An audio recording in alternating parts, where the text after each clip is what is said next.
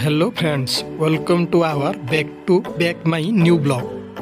ଆଜିର ବ୍ଲଗ୍ ହେଉଛି ବାଲେଶ୍ୱର ଜିଲ୍ଲାର ଇଞ୍ଚୁଡ଼ି ବୋଲି ଗୋଟେ ଗ୍ରାମ ଅଛି। ସେଠି ଲବଣ ସତ୍ୟାଗ୍ରହ ହୋଇଥିଲା। ଲବଣ ସତ୍ୟାଗ୍ରହ ଆରମ୍ଭ ହୋଇଥିଲା ସେତେବେଳେ ଜାତିର ପିତା ମହାତ୍ମା ଗାନ୍ଧୀ ଓଡ଼ିଶା ଆସିଥିଲେ ଲୁଣ ମାରିବା ପାଇଁ। ଫାଇନାଲି ଆସି ପହଞ୍ଚିଗଲେ। ଏବେ ଦେଖିପାରୁଛନ୍ତି ସେଇ ଯେଉଁ ପ୍ରତିଶ୍ରୁତି ସ୍ତମ୍ଭ ଅଛି, ଦେଖନ୍ତୁ ଜାତିର ପିତା ତାଙ୍କର ସ୍ମୃତିସ୍ତମ୍ଭ। ଏଠି ଲବଣ ସତ୍ୟାଗ୍ରହ ଆରମ୍ଭ ହୋଇଥିଲା। ଦେଖନ୍ତୁ 1930 ମସିହାରେ ଜାତିର ପିତା ମହାତ୍ମା ଗାନ୍ଧୀଙ୍କ ସହିତ ବଡ଼ ବଡ଼ ନେତା ଯୋଗଦାନ କରିଥିଲେ। ଡକ୍ଟର ହରକୃଷ୍ଣ ମହତାବ, ଡକ୍ଟର ସୁରେନ୍ଦ୍ରନାଥ ଗୋବିନ୍ଦ ଆଉ ମାତା ଗୌରୀ ଦେବୀଙ୍କ ସହିତ ଏମାନେ ଓଡ଼ିଶା ଆସିଥିଲେ ଲୁଣ ମାରିବା ପାଇଁ।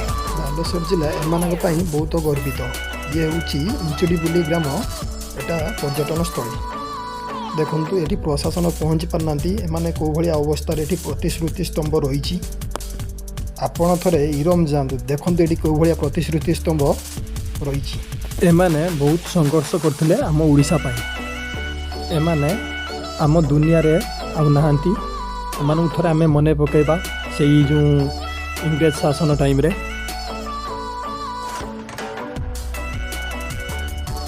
ମୁଁ ଓଡ଼ିଶା ଗଭର୍ଣ୍ଣମେଣ୍ଟକୁ ରିକ୍ୱେଷ୍ଟ କରୁଛି ଆଉ ସେନ୍ସର ଗଭର୍ଣ୍ଣମେଣ୍ଟକୁ ରିକ୍ୱେଷ୍ଟ କରୁଛି ଆପଣ ଏଠି ତୁରନ୍ତ ପଦକ୍ଷେପ ନିଅନ୍ତୁ। ବହୁତ ପୂର୍ବ ବର୍ଷ ବହୁତ ଇତିହାସ ପୂର୍ବରୁ ଏଠି କଳା ହୋଇ ରହିଛି।